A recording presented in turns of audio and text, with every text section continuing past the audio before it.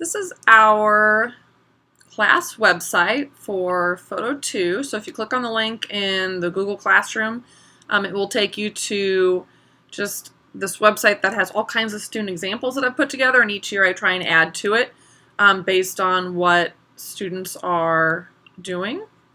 So if you want to see each of the different options, and of course there are far more options than this. These are just projects that I've had students do in the past, but this year we're doing it a little differently, where you get to choose all of your 6 or 7 projects, or however much we have time for.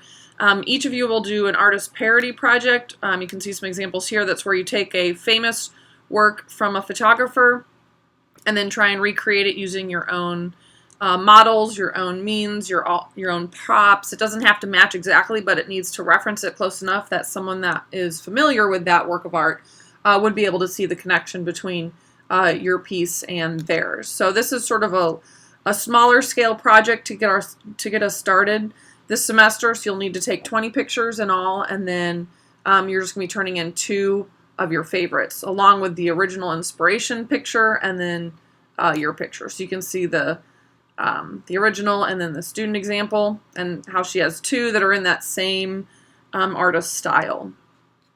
So that's the artist parody, our first project. Then the rest of these, you can click under more and see all the different options. So there's far more options than what you need, and you can also come up with even beyond this. So if you have something very personal to you that you'd like to explore, if say you're really into fashion or something, you could do like a fashion photo shoot.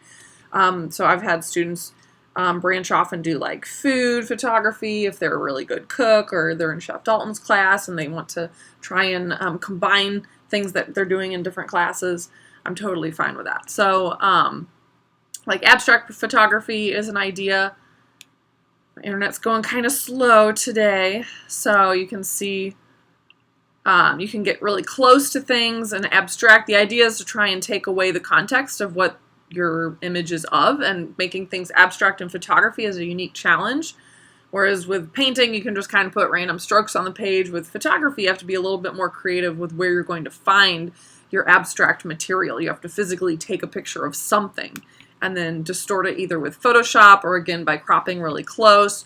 So you kind of make your viewer ask, what is that? Which I think this is shaving cream. So it's fun assignment. But again, each of you will be doing something a little bit differently. You'll all do a surrealism project where you use a double exposure of some kind. So there's different tutorials online that you can follow, as in this example. This is a regular 100 photograph photo shoot, and then you narrow it down to 5 images that are combined. So really it's more like 10 images because you're putting them together in 5 unique compositions. And sometimes the combination can be silly and sort of like a surreal, unique view of like an impossible reality. Like it's not possible to really be that small, but by using Photoshop you can make it happen. In this series here, kind of cuts their heads off. So those kind of are fun. Or you can use like an overlay to sort of change the idea behind the picture, give more of a deeper meaning or double meaning.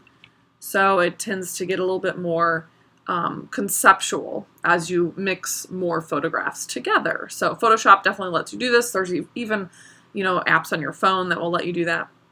So surrealism portraits in PhotoII can be whatever you want them to be. Again, you can use that double exposure method to add more content or more conceptual emotions or whatever to your portrait. The idea of a portrait is to bring out the personality of the person, so you have to take into account what you know about that person in order to maybe have them alter their facial expression. You don't really know much about a person if they're just smiling.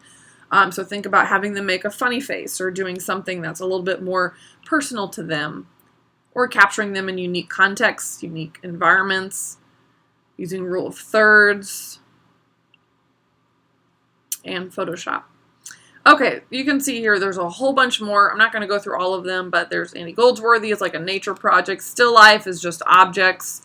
I say just, but we'll cover like, I'll make all the different, I have PowerPoints for each of these, so you can just kind of watch the video that you need for the topic that you chose. So that way, instead of having to lecture on everything and you sitting there bored, while I'm lecturing about something that doesn't apply to what you've chosen, you can choose the videos to watch that do apply to your projects.